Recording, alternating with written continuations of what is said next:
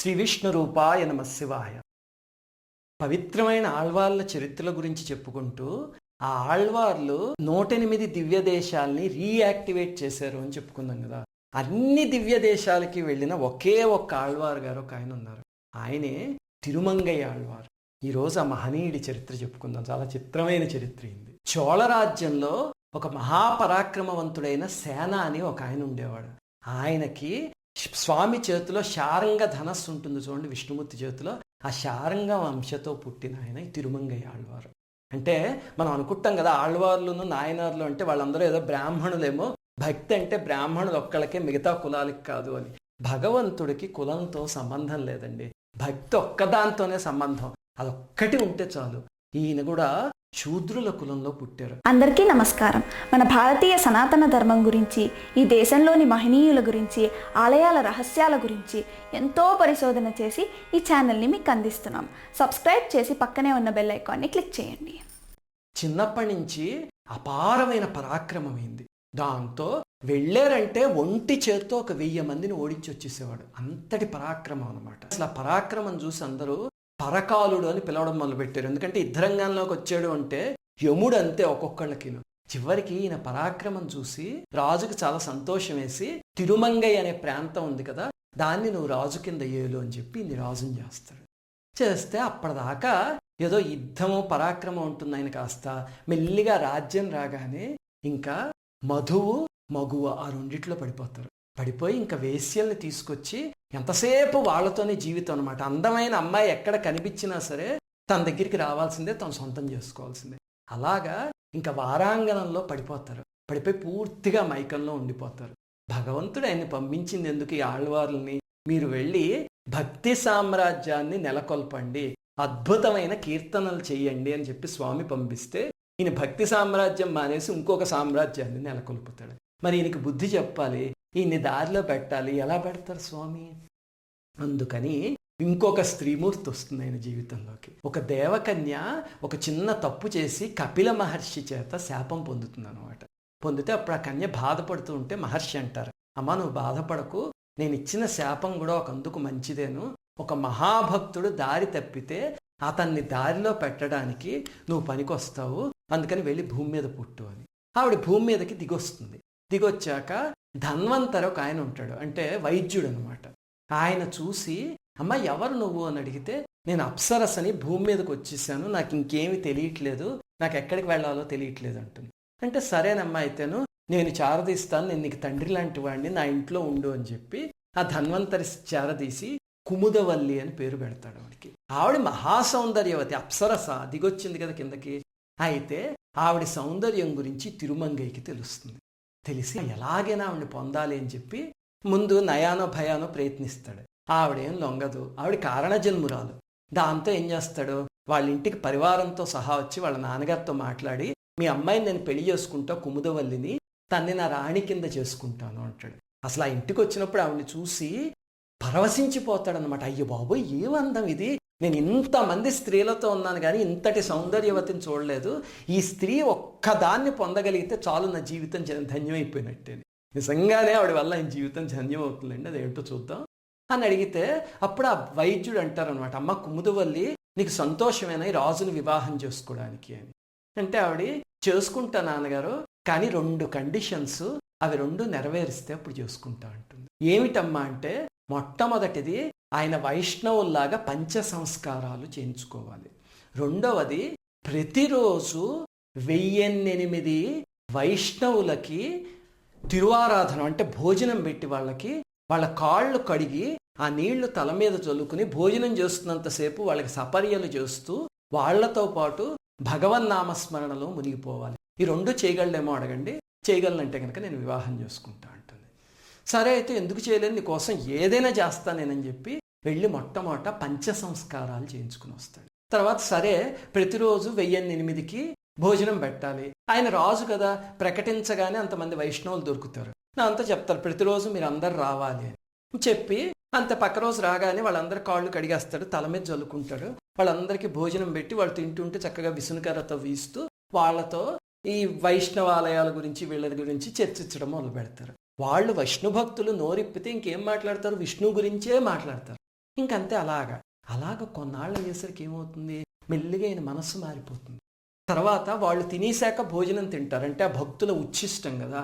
భోజనం సత్సాంగత్యం ఎప్పుడూ మనస్సును మార్చేస్తాయి. మనం ఎన్ని తప్పులైనా చేసి ఉండొచ్చు పాస్ట్లోను, కాకపోతే ప్రతి మనిషి ఏదో ఒక రోజు మారాలి అనుకుంటాడు కదా. అనుకున్నప్పుడు 2 క్రమబద్ధం చేసుకుంటే, భోజనం ఒకటి, సాంగత్యం ఒకటి, ఖచ్చితంగా మారుతుంది జీవితం. సాంగత్యం మార్చుకోండి, సరిగ్గా ఒక 2-3 నెలలు అయ్యేసరికి జీవితం మారిపోతుంది. అలాగే నా సాంగత్యంలో పడి సంవత్సరం పాటు భోజనం పెడతాడు, ఇచ్చిన మాట నెరవేరుస్తాడు, అన్నీ బాగానే ఉన్నాయి, కానీ తర్వాత అదొక జీవలక్షణం అయిపోతుంది. అయిపోయి ఇంకా ప్రతిరోజు 1008 మందికి భోజనం పెట్టి తీరాల్సిందే అంతే, ఒక నియమం కింద తీసుకుని ఇంకలా విష్ణు భక్తిలో మునిగిపోతూ ఉంటాడు. ఈ లోపల ఏమవుతుంది, రాజ్యం అవన్నీ వదిలేస్తాడు, యుద్ధాలు మానేస్తాడు. అదే యాగ సంస్కారం అంటే. హింస కానీ క్రోధం కానీ అవన్నీ పోతాయి మనసులోంచి గ్రాడ్యువల్గా అనమాట. దాంతో అవన్నీ వదిలేసరికి మరి డబ్బులు ఎక్కడి నుంచి వస్తాయి, ఖజానా అంతా ఖాళీ అయిపోతుంది. రాజుగారికి కట్టాల్సిన కప్పం కట్టడం మానేస్తాడు. దాంతో ఆయన కోపం వచ్చి వెళ్ళి బంధించి తీసుకురమ్మండి అంటే భటులు వస్తారు కొంతమంది, కానీ ఈయనేమిటి పరకాలుడు, అంతే ఒక్కొక్కళ్ళని యుద్ధంలో చావగొట్టి చెవులు మూసి వెనక్కి పంపించేస్తారు. దాంతో రాజుగారు ఈసారి పెద్ద సైన్యాన్ని పంపిస్తారు, తర్వాత ఆయన కూడా వస్తారు. వస్తే ఎవ్వరు అసలు ఈయన పరాక్రమం ముందు నిలబడలేకపోతారు, మొత్తం అందరూ పారిపోతారు అనమాట. అప్పుడు విష్ణుమూర్తి కనిపించి కలలో, నాయన తప్పు అలా చేయకూడదు, నువ్వు ఆ రాజ్యానికి బద్ధుడు అయి ఉన్నావు కదా, అలా మోసం చేయొచ్చే వాళ్ళని, ఒక పని చేయని చెప్పి ఒక చోట నిధి ఉంటుంది అది చెప్పి, పూర్వకాలంలో ఒక రూల్ ఉండేదన్నమాట. ప్రతి వాళ్ళు కూడా వాళ్ళ సంపాదనలో 1/6 లోహం కింద మార్చి నిధి కింద ఒక చోట పెట్టాలి అని. అలా సంపన్నులు చాలామంది చేశారు, అవే ఇప్పటికి మనకి దొరుకుతూ ఉంటాయి. అయితే స్వామి ఒక నిధి పాతు గురించి చెప్పేసరికి అక్కడికి వెళ్ళి తీసుకువెళ్ళి ఆ నిధి తీసుకొచ్చి రాజుగారికి కట్టాల్సినంత కట్టేసి మిగతా నిధితో మళ్ళీ కైంకర్యం చేస్తూ ఉంటాడు. కొన్నాళ్ళు అయ్యేసరికి ఆ డబ్బులు కూడా అయిపోతే మరి ఇప్పుడు ఎలా సంపాదించాలి, దీనికి తెలుసున్న వృత్తి ఒక్కటే, ఏమిటి, సావచిత కొట్టడం, అంతే కదా. దాంతో ఏం చేస్తాడు, దొంగ కింద మారిపోతాడు. మారిపోయి దారి కాసి ఆ దారిలో వెళ్తున్న వాళ్ళందరినీ పట్టుకోవడము, దోచేయడము, వాళ్ళు డబ్బులు ఇవ్వకపోతే చితకొట్టడం చేసి, ఆ డబ్బులన్నీ ఏం చేస్తాడండి, తీసుకొచ్చి భక్తులకి భోజనాలు పెడుతూ ఉంటాడు. చూడండి ఎంత పరస్పర విరుద్ధమైన లక్షణాలు. అంటే అంతటి శారంగం కూడా భూమి మీదకి దిగొస్తే దాని పూర్వజన్మ వాసన ధనస్సు కాబట్టి ఇంత పరాక్రమం, కానీ మనిషి అయింది కదా, ఇప్పుడు ఈ దొంగతనం ఇలాంటివన్నీ చేరిపోయాయి. మరి భక్తుణ్ణి మంచి బుద్ధి ఉంచాలి, ఈ ఉండకూడని బుద్ధి తీసేయాలి. ఎవరు తీస్తారు, అది భగవంతుడే తీస్తాడు. ఆయన పంపించినప్పుడే చెప్పాడు కదా, మీ సంగతి నేను చూసుకుంటాను అని. ఇప్పుడు ఏమవుతుంది, ఒకరోజు వీళ్ళ దగ్గర ఉన్న ధనం అయిపోయి దొంగతనానికి కూడా ఇంకెవ్వరు దొరకరు, వీళ్ళు ఇక్కడ ఉన్నారని చెప్పి భయపడిపోయి ఆ దారిలో రావడం మానేసి వేరే దారిలో వెళ్తుంటారు జనాలు. దాంతో ఇంకా ధనం మొత్తం అయిపోయి పక్క రోజు పొద్దున్న తిరువారాధనకి ₹1 ఉండదు. ఎలాగీ రోజు అని చెప్పి దారి కాసి చెట్టు మీద ఎక్కి కూర్చుని ఉంటాడు. ఉండి వీళ్ళ పరివారాన్ని కూడా ఈరోజు అప్రమత్తంగా ఉండండి, ఎవడొచ్చినా దోచిపాడేయడం ఎంతేనో. ఈ లోపల ఒక పెద్ద పెళ్లి బృందం వస్తూ ఉంటుంది. అంతే చెట్టు మించి చూసి, రే పెద్ద బృందం వస్తుందిరా, అయ్యో బాబాయ్ బృందం అంతటికి ఒంటి నిండా నగలు, అంతా బంగారమేనో, మన పంట పండిపోయింది, 1 సంవత్సరం పాటు ఇంకా భోజనాలకు చూసుకోక్కర్లేదు, కానీ ఒక్కడిని కూడా వదలకండి, ఒక్క నగ కూడా వదలకండి, దాడి చేయండి అని చెప్తాడు.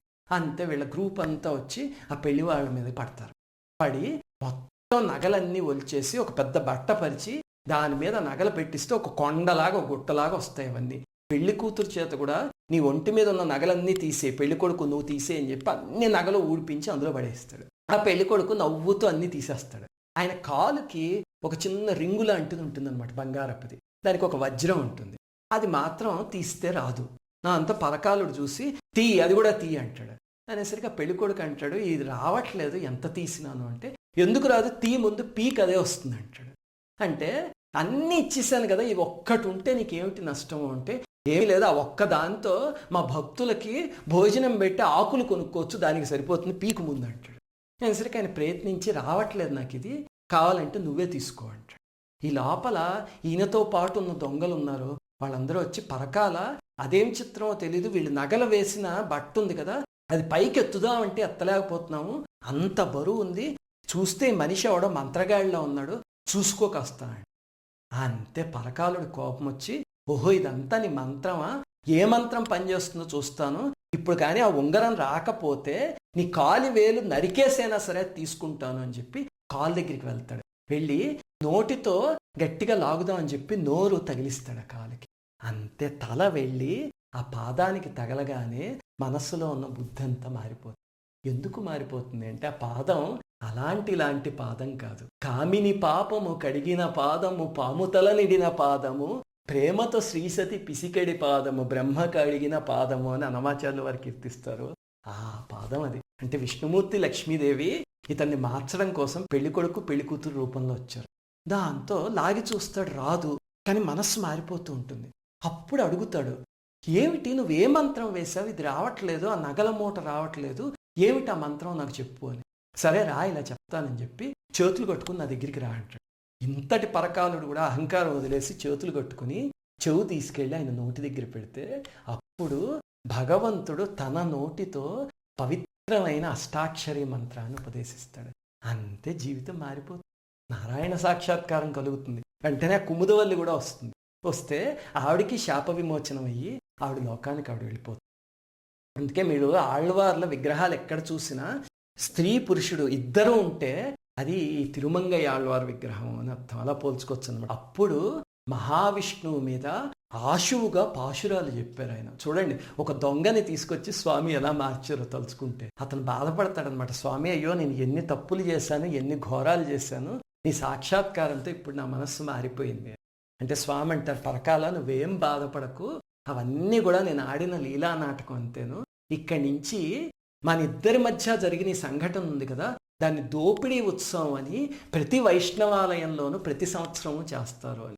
ప్రతి ఆలయంలో మీరు వెళ్ళి చూడండి, దోపిడీ ఉత్సవం అని చేస్తారు. చేసి జరిగిన సంఘటన మొత్తాన్ని ఒక నాటకం కింద వేసి తిరుమంగై ఆళ్వారిని, కుముదవల్లిని వాళ్ళందరినీ తలుచుకుని భగవంతుడి ముందు నివేదిస్తారనమాట. అలాగే స్వామి కోరుకున్నారు ఆ సంఘటన జరగాలి అని. ఇప్పటికీ మీరు శ్రీరంగానికి వెళ్తే 4వ ప్రాకారంలో భోజరామన్ సన్నిధి అని ఒక మండపం ఉంటుంది. అక్కడే ప్రసాదాలు అవి కూడా అమ్ముతూ ఉంటారు. ఆ మండపంలో ఇప్పటికీ దోపిడీ ఉత్సవం జరుగుతూ ఉంటుంది. మీరు వెళ్తే అసలు ఈ సంఘటన అంతా చూడొచ్చు. వాళ్ళు ద్రవిడ భాషలో చేస్తారు, కానీ మనకి కథ తెలిస్తే కనుక చూడడానికి చాలా సంతోషంగా ఉంటుంది. ఆ తర్వాత ఈయనకున్నది మహాబలం కదా, దాంతో శ్రీరంగం ఆలయం నిర్మించడానికి ఎంత పాటుపడ్డారో. శ్రీరంగంలో ఇప్పుడు మీరు చూస్తే చాలా వరకు నిర్మాణాలు తిరుమంగై ఆళ్వార్ గారు చేసినవే అనమాట. దివ్యమైన ప్రదేశాలకు వెళ్ళినప్పుడు ఆ మహనీయులందరినీ తలుచుకోండి. శ్రీమాత్రే నమః.